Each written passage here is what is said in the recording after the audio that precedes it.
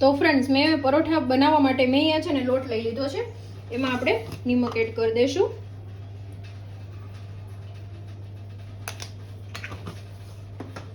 અને મોણ માટે ઓઇલ લઈ લઈશું.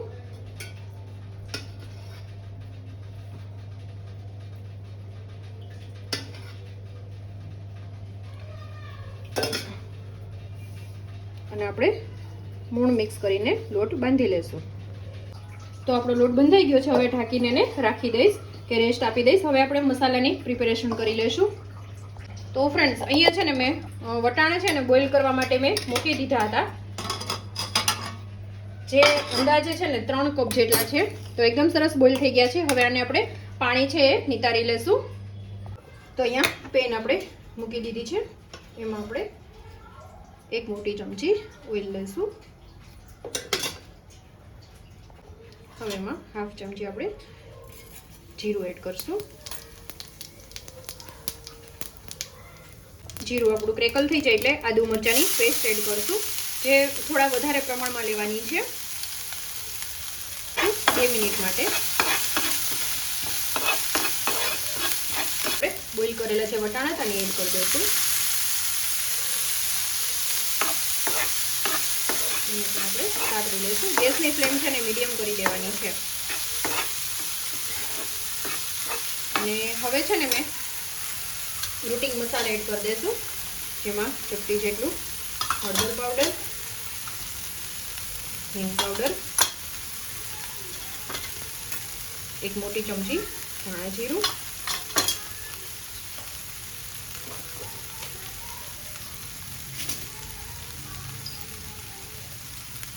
ગરમ મસાલો, મોટી ચમચી આમચૂર પાવડર. આપણે આમાં લીંબુનો યુઝ નથી કરતા.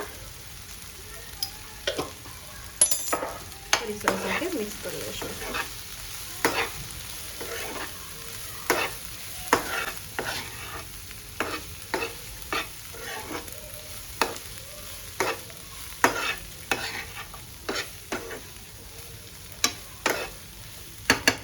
અને હવે આપણે પ્રેસ કરી લઈશું.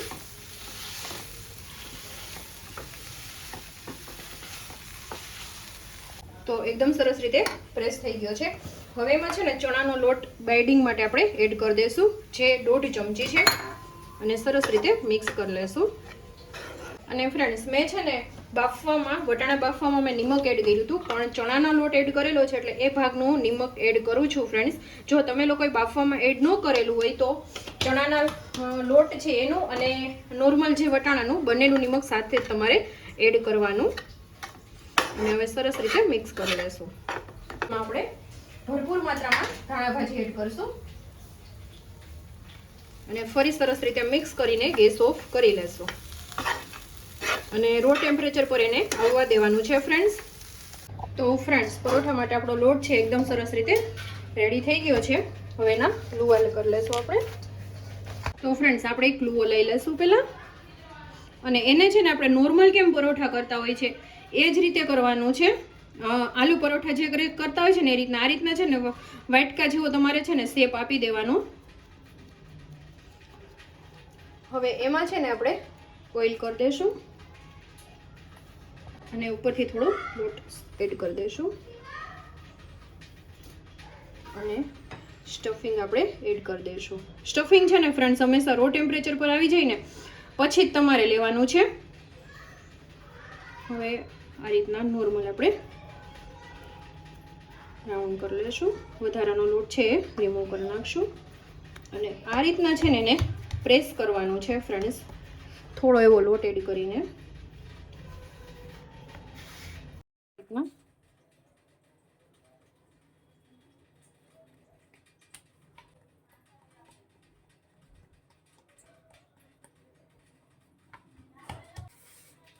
અને એકદમ આપણે હળવાથી જ એને વણી લઈશું.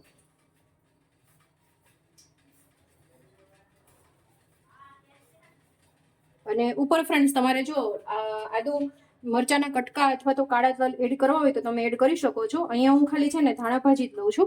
આ રીતના ઉપરથી તમારે ધાણા ભાજી અથવા તો કાળા તલ અથવા તો મરચાના કટકા તમે તમારી ચોઈસ પ્રમાણે લઈ શકો છો. કારણ કે બાળકોને હોય તો આપણે મરચાંને એડ નથી કરતા, ઓલરેડી આપણે મસાલામાં આદુ મરચાં નાખેલા છે એટલા માટે.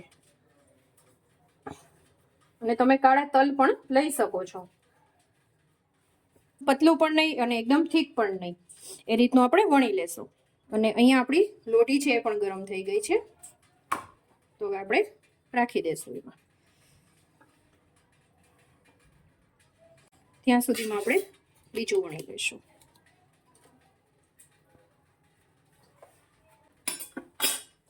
ઉપર આપણે ઓઇલ કરી દઈશું.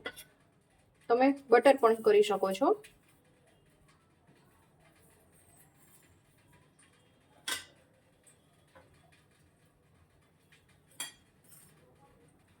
ફરી આપણે ટર્ન કરી લઈશું. ફરી આપણે ઓઇલ ગેસ કરી લઈશું.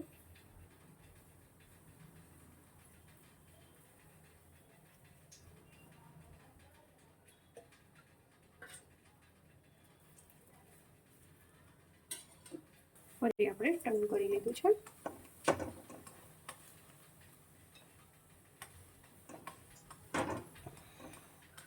તો છે ને ફ્રેન્ડ્સ, એકદમ મસ્ત મજાનું, ક્યાંય પણ ફાઈટું નથી, કંઈ પણ નથી.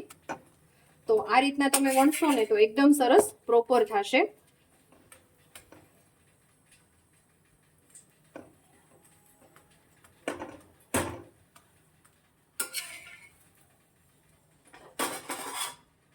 તો આપણું પરોઠું છે રેડી થઈ, એકદમ મસ્ત મજાના આપણા વટાણાના પરોઠા રેડી થઈ ગયા છે.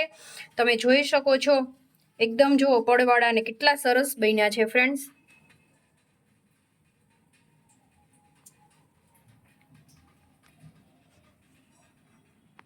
આ રીતના બધા પડ એકદમ સરસ પ્રોપર ખુલે છે ફ્રેન્ડ્સ.